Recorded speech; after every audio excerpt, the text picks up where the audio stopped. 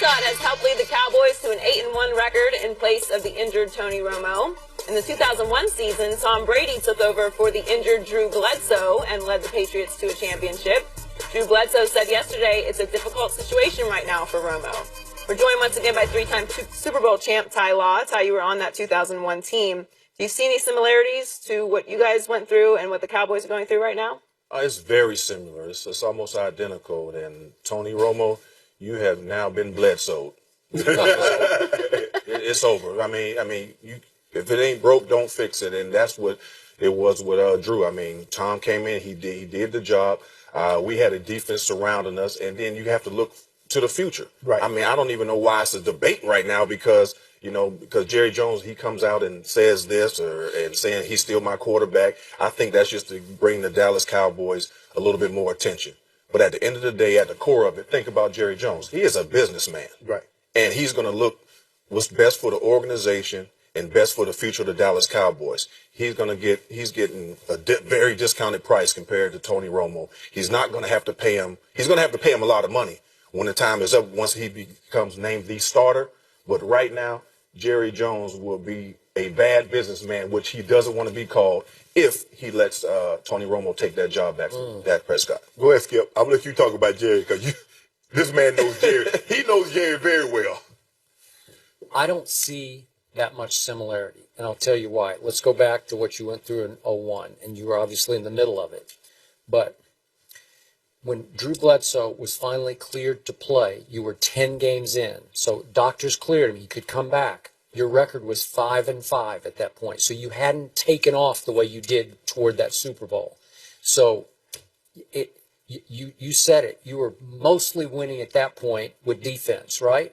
Okay, what Dak is doing is the flip side of that because the Cowboys are mostly winning with time of possession offense, third down conversion offense, long drive offense. And it starts with that man at quarterback, Dak Prescott. So it's clear that at 8-1, I'm with you. How can you even think twice? Yeah, what's the discussion? And yet Jerry Jones is still saying, we're going to ride the hot hand. Well, a hot hand is a couple of games. Right.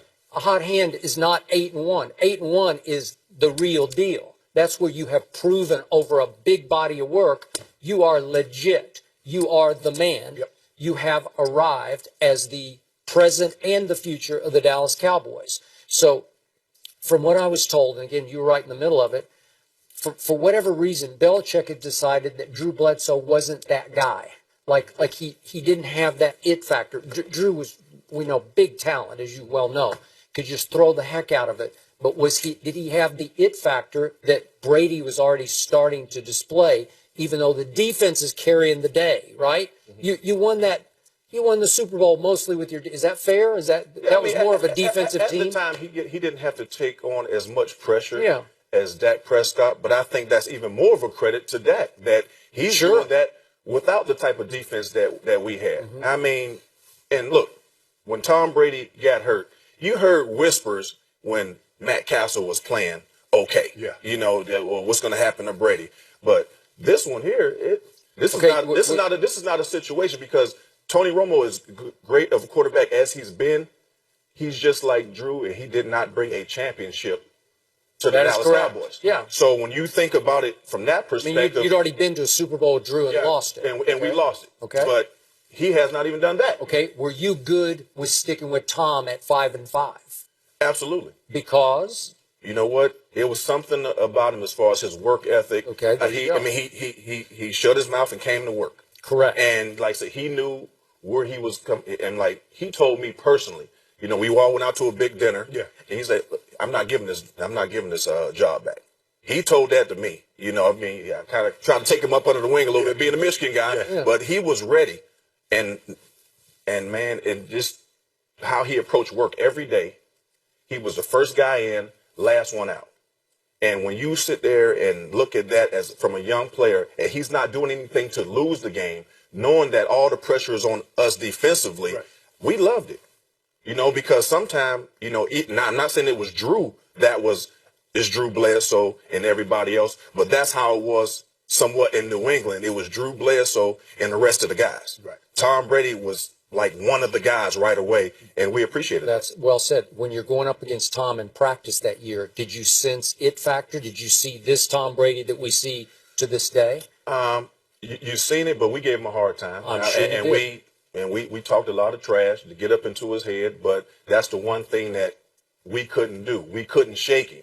So even though, we picked him off, we did any and everything that we could say. We'd talk about his mama, whatever the case was. Yeah. We did whatever to rattle him a little bit, but he did not get rattled, and he stayed competitive. Even if he threw a pick, he'll come right and bite back at you. So we love that because we weren't used to seeing that in a quarterback. You know what I mean? He's jumping in the middle with us, banging heads before the game. You know, it's something a quarterback typically doesn't do. You know what I mean? So he made his mark that way. So back to Romo, you're misinterpreting Jerry the businessman, because Jerry the businessman wants to sell tickets first.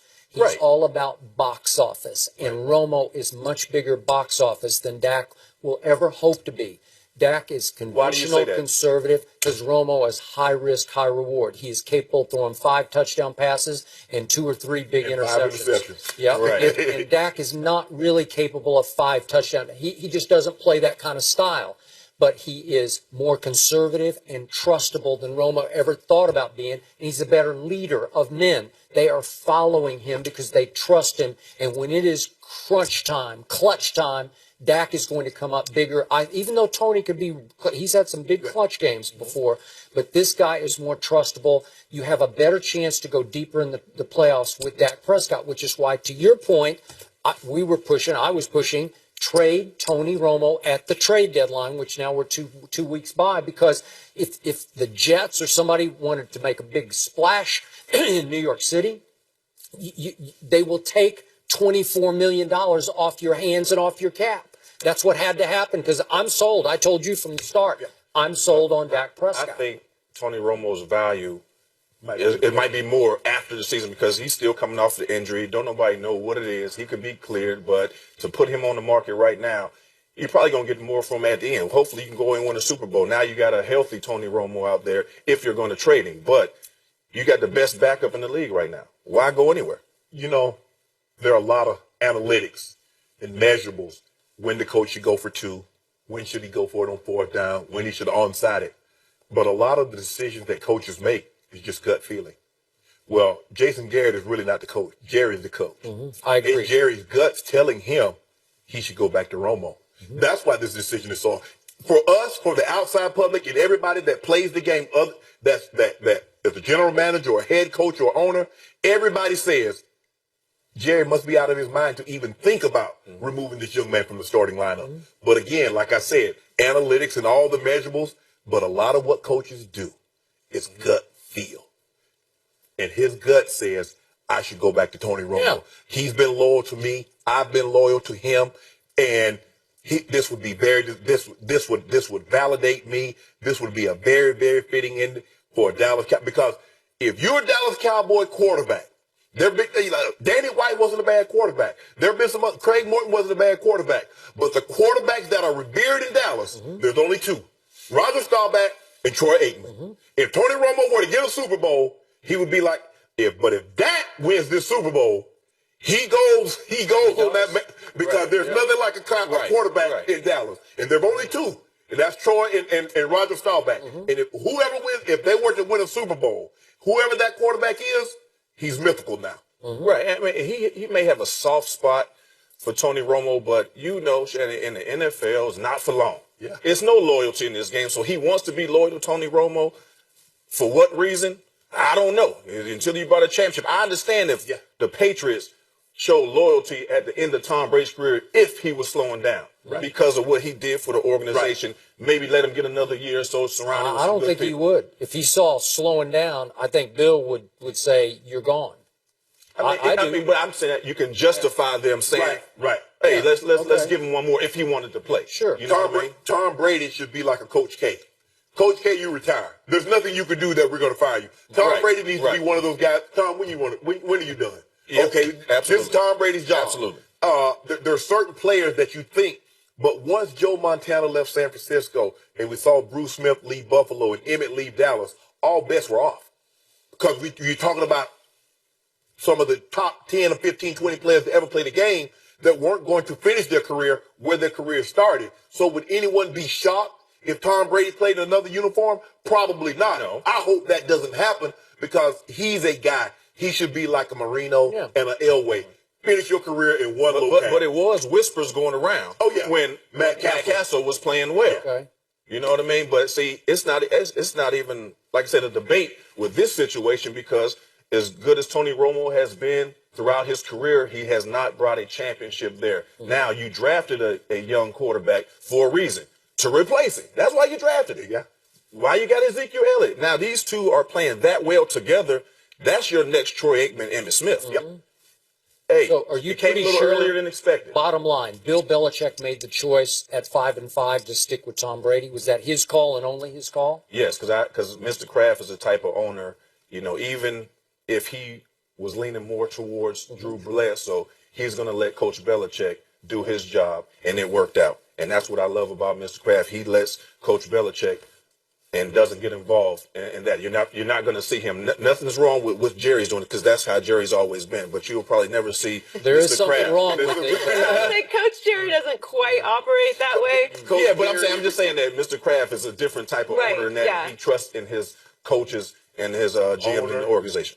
GM, coach, VP, Jerry Jones. Do the right thing, Jerry. Ty, thanks so much for joining us and for being here. Coming up, we have exclusive audio of Floyd Mayweather ripping Conor McGregor. We'll play that for you next on Undisputed.